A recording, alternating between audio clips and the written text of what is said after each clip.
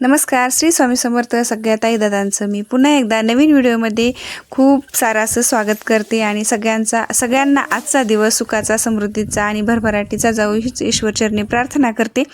आणि आज गावाला निघालेली आहे, त्याच्यामुळं गावाला जायचं म्हणलं का नाही, सगळे जांबं म्हणलं सगळे तोडून न्यावत, कारण कार्यक्रमामध्ये आणि नातेवाईकामध्ये असे आपल्या घरचे जे काही फळं आहेत का नाही ते जर नेले आणि सगळ्यांनी खाल्ले तर खरंच खूप छान वाटते.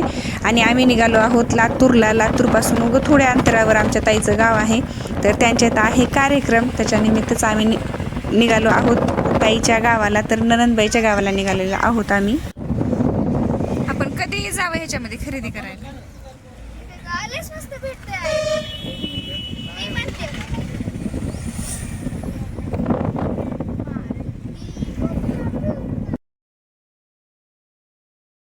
तर ही आहे लातूर सिटी आणि हे जे काही दिसत होतं ना ते होतं डी मार्ट. आणि आपल्याला कुठं सिटीला गेलो होतं आणि काही नाही बाहेरलं खाल्लं तर बाहेर गेल्यावानीच वाटत नाही.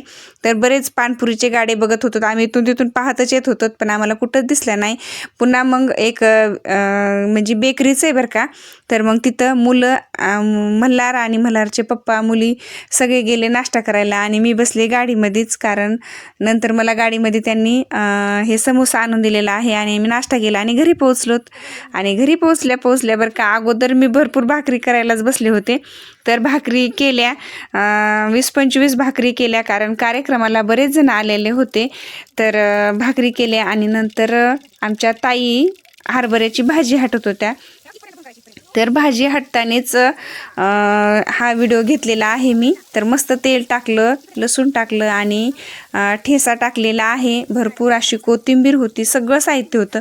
आणि आमच्या इकडं कार्यक्रम म्हणलं ना, अगोदर बेसन नाही तर अशी, आता सध्या सीझन चालू आहे भाजीचा. तर बघा अशा प्रकारे भाजी मोठ्या पातेल्यामध्ये केलेली आहे. तर प्रत्येकानं आयुष्यभर का, जोपर्यंत आपल्याला आयुष्य आहे की नाही तोपर्यंत आनंदानं जे काही आपल्याला करायचं आहे ते बिनधास्त मनमोकळेपणानं करावं. कारण कुणाच्याच आयुष्याचं काहीच खरं नसते बरं का. आज आहे आणि उद्या नाही असे. प्रत्येकाचंच आयुष्य, माझंच नाही तर प्रत्येकाचंच आयुष्य, कधी कोण बाहेर पडेल आणि त्याचं काय होईल आणि नंतर तो परत येईल की नाही ह्याचं पण काही विश्वास नाही. तर कार्यक्रम कशाचा आहे, तर आमचे ना म्हणजे जे काही माझ्या ताईचे मिस्टर होते त्यांना गेल्या वर्षी त्यांचं दुखत होतं आणि अचानक त्यांना हे झालं बरं का. तर त्यांच्याच वर्षश्राद्धाचा कार्यक्रम होता, त्याच्यामुळे आम्ही सगळे जमलो होतो.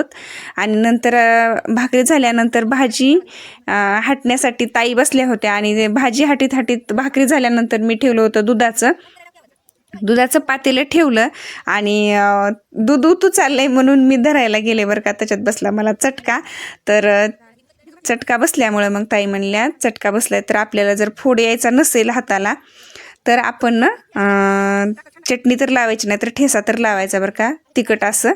आणि नंतर भाजी हाटली, त्याच्यामध्ये मुगाची डाळ टाकली, त्याचबरोबर शेंगदाण्याचा कूट टाकला. आणि थंडीचं प्रमाण इतकं वाढलंय ना, भरपूर वाढले, त्याच्यामुळे सगळे लेकरं हे ते चुलीला मस्त जाळ लागलेला होता. तर सगळे जवळ येऊन बसले आणि नंतर मस्त असं भाजीला उकळी येईपर्यंत भरपूर जाळ लावला आणि लेकरांची पण शेकोटी झाली.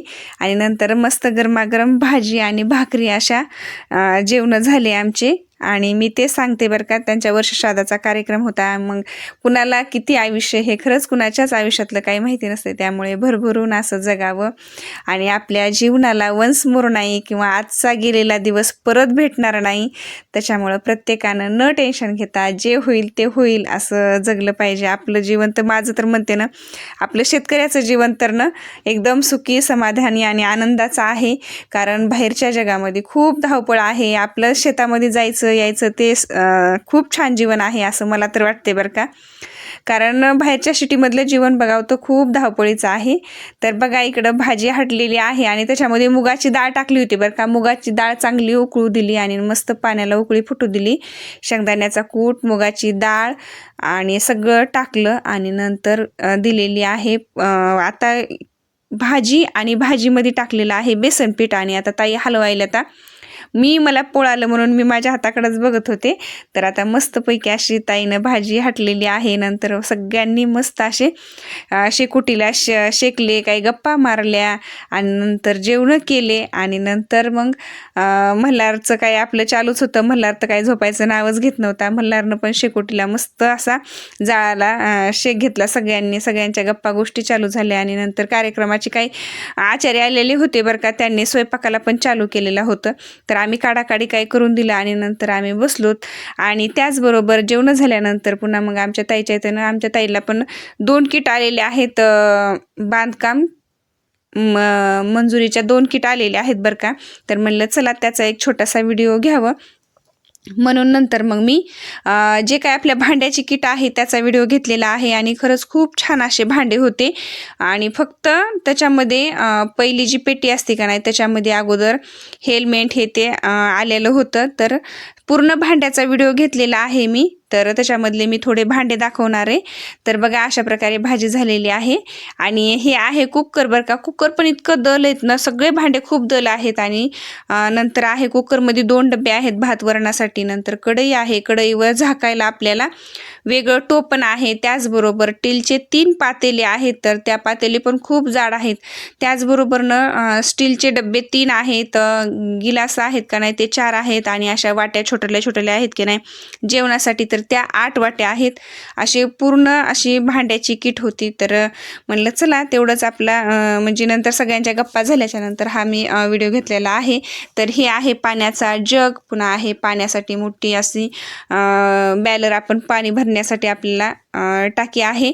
तर टाकीवरचे पण टोपणं आहेत. त्याचबरोबर कढईवरचे टोपणं आहेत. आणि पुन्हा जे काही 3 पातेले आहेत का नाही त्याच्यावर पण वेगवेगळे हे आहेत बरं का, प्लेट आहे झाकायला. आणि जेवणासाठी पराती आहेत. पुन्हा भाकरीची परात आहे, पाण्याचं वगराळा आहे, त्याचबरोबर पाण्याचा जग आहे, पळी आहे, बरेच असे भांडे आहेत. आणि आजचा व्हिडिओ कसा वाटला बरं का, मी सगळं शूट केलं एकत्रच.